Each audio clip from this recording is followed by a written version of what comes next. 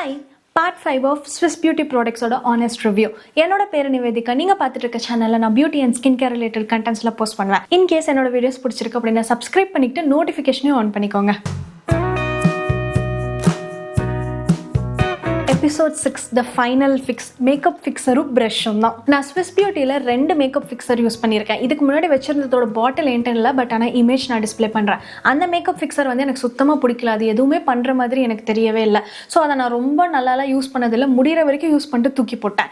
இந்த makeup fixer வந்து Swiss பியூட்டியோட 3-in-1 micro finish spray.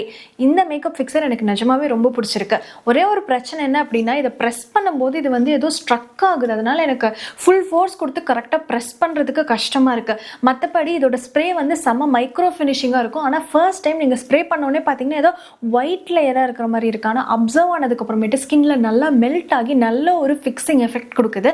Makeup ஒரு 6 ஹவர்ஸ்க்கும் இன்டாக்டாக இருக்கிற மாதிரி ஃபீல் இருக்குது. இப்போ நான் போட்டிருக்க மேக்கப் நான் போட்டு 7 ஹவர்ஸ் ஆகுது. நான் காலையிலேருந்து வீடியோ கண்டினியூஸாக ஷூட் பண்ணிட்டு இருக்கேன். ஆனால் கொஞ்சம் கூட இந்த ஸ்வெட்லேயும் எந்த பிரச்சனையும் வரல. ஏசியும் இல்லை, ஃபேனும் இல்லை.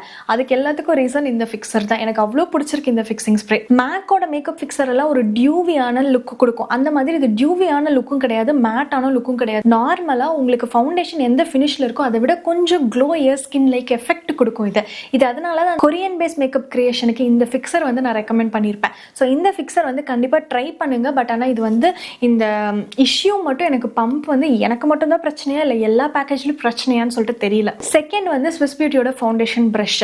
இது என்னோட ஃபேவரட் ஃபவுண்டேஷன் ப்ரஷ் தான். அஃப்கோர்ஸ் எனக்கு மற்ற ஃபேவரட்ஸும் இருக்கும். மார்ஸோட இந்த 4-in-1 ட்ராவல் ப்ரஷ்ல இருக்க இந்த ஃபவுண்டேஷன் ப்ரஷ், பேக்கோட ஃபவுண்டேஷன் ப்ரஷ் அண்ட் ஸ்விஸ் பியூட்டியோட ஃபவுண்டேஷன் ப்ரஷ் மூணுமே எனக்கு ரொம்ப பிடிக்கும். இந்த மூணோட ஆர்டரில் கேட்டிங்கன்னா ஃபஸ்ட்டு வந்து எனக்கு மார்ஸோட தான் பிடிச்சிருக்கு. பட் நெக்ஸ்ட் வந்து எனக்கு ஸ்விஸ் பியூட்டியோட தான் பிடிச்சிருக்கு. ரொம்ப நல்லா பிளெண்ட் பண்ணும், சாஃப்டாக இருக்கும், ஸ்கின்னை இரிட்டேட் பண்ணாமல் ஒரு நல்ல அடிஷன். உங்களுக்கு வந்து பட்ஜெட் ஃப்ரெண்ட்லியாக ஒரு ப்ரஷ் நீங்கள் பார்க்குறீங்க அப்படின்னா இந்த வீடியோ உங்களுக்கு யூஸ்ஃபுல்லாக இருக்கும் அப்படின்னு சொல்லிட்டு நினைக்கிறேன். இதே மாதிரி இன்னொரு வீடியோவில் நான் உங்களை சந்திக்கிறேன். பாய்.